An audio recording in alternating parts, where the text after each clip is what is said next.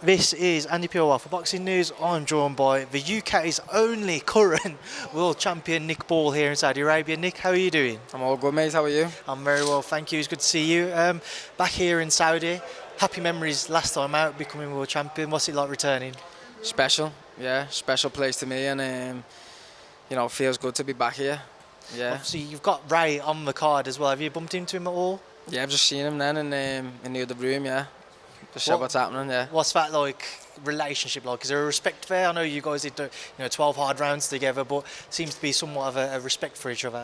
100%. The respect's definitely there. Yeah. After we've been in the ring together, the respect's 100% there. It's there before, and it's even more so even thereafter. How does that change? I know you've always been quite a respectful guy, Nick, but when you share the ring with somebody, how does that relationship change afterwards? It's a mad feeling, yeah, because you can get to know a lot about someone without even speaking to them, without even having a conversation, just fighting with them. That says it all, really. Do you find yourself keeping in touch with any of your past opponents, or do you just sort of kind of, if you see them in person, it's very cordial, how are you, how's the family, and that's kind of it? Yeah, just general, like that really, yeah, but yeah, don't know what the future holds, but yeah, definitely when I see them, I'll go out my way to say hello to them. As I said at the start of this interview, Nick, the only current world champion from the UK. Do you find that as a bizarre stat, or is it a surprise? What do you make of knowing that? It's good. It's a good feeling, isn't it? Yeah. I always knew it was going to happen, becoming world champion. There was so many, weren't they, from Britain? But now it's only me. So it is a good feeling, yeah, and I like it.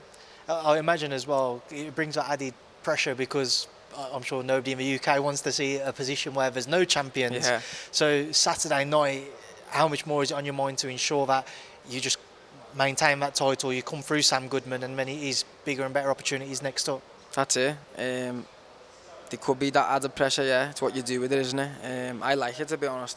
It brings the best out of me. I know everyone says it, it's dead easy to say, but it does. It keeps you sharp and ready. Talking about Sam Goodman, how much of him have you looked into and studied, and what are you expecting? I haven't really looked into him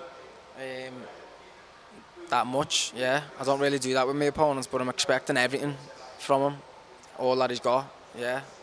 Because he's going to be coming, he's unbeaten, he's got this big opportunity, and he's going to be wanting to become world champion and take, what I've got off me, and it's not happening, so it's going to be an exciting one.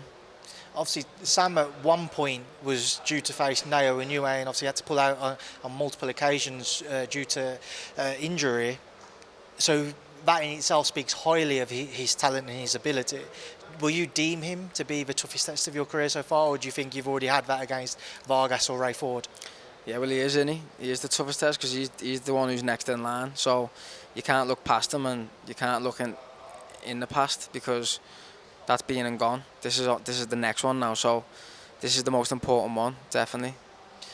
Speaking to Ben Davison earlier about Moses and how Dillian might try and drag him into a dogfight on Saturday night, when you speak about yourself and the high energy, the high intensity you fight at, do you feel like that's what you want to do with Sam Goodman? You want to drag him into a dogfight because very few fighters can deliver 12 rounds of non-stop action in the manner that you do.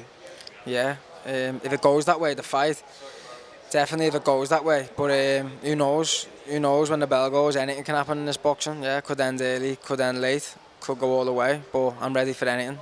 What's the key for you to have your hand raised on Saturday night? Being the best version of myself, and that's what I will be.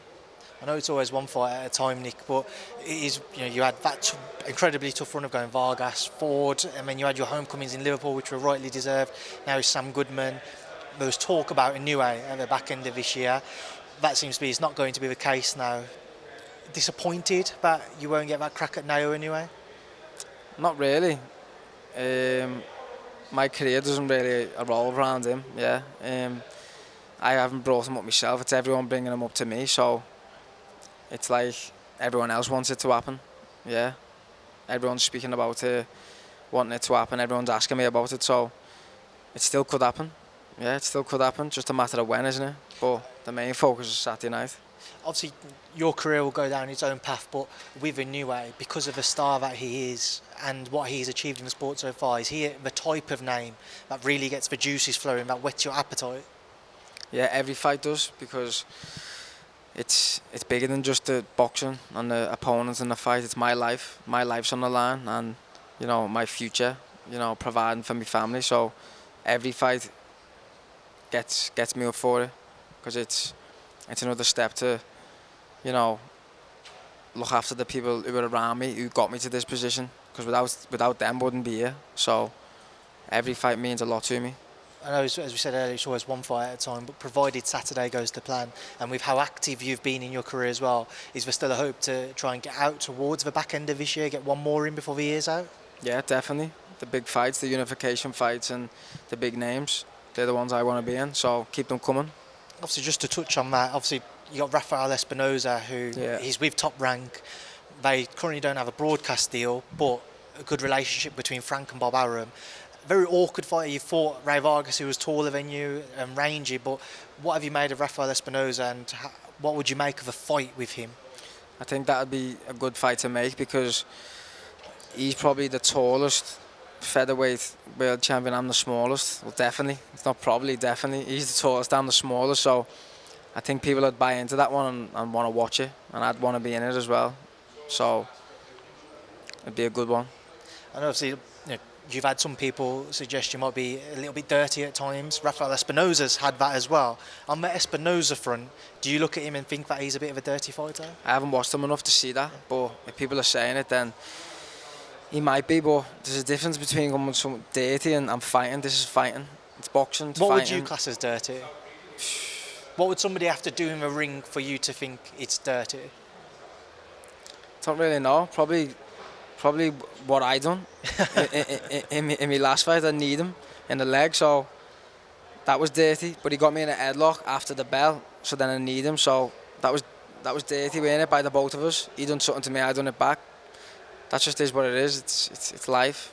Is that something that you want to learn from and ensure you don't find yourself in that situation again? Because obviously Jono was in the wrong as well with what he had done with a headlock, but with your reaction on another occasion, a lot of people said maybe it could have ended up with a referee intervening, a DQ, a point off, whatever it could have been. Yeah, it definitely could have been a disqualification, couldn't it? So you've got to learn from them things. Don't do them again, which I have. Another man who had previously called you out but had a fight lined up was Stephen Fulton. Now, there was a lot of talk of him potentially facing Shaki Foster up at 130, but he previously called you out as well. Do you feel like there's a fight there to be made between yourself and Fulton now he has a title? Yeah, definitely. I think he's got the WBC one. Yeah, 100%. Don't see why not. Unification fight. They're the fights I want to be in. I'm sure he wants to be in them. So, definitely. Just one more whilst I've got you. Canelo-Crawford. Nick, just get your take on that fight, please. It's a good fight. Yeah, it's a hard one to pick, but I think Canelo myself, with the size and everything. Yeah, don't know though, but it's going to be a good one. See you flying out there to Vegas? Maybe, definitely, yeah. If you win on Saturday, you can have a party out there. Yeah. I have to stay neutral. Yeah, of course, but yeah, I've never been to Vegas, so that will be good to go. Yeah. Is it on your bucket list of places to fight? You see, obviously, some fighters get that chance from the UK, but very few have had the chance to travel over and fight in Vegas. Is that something you'd want to tick off at some point? Yeah, definitely. Yeah, I think my mate's actually on the card, Mikey Talon. Yeah, he's from Liverpool as well. I train with him at Peak Performance. He's with Joe Gallagher. I think he's on the undercard, so if he is, I'll definitely be going. Well, Nick, listen, I look forward to seeing you out there. Best of luck with Saturday night, and thanks for speaking to me in Boxing News. Nice one, mate.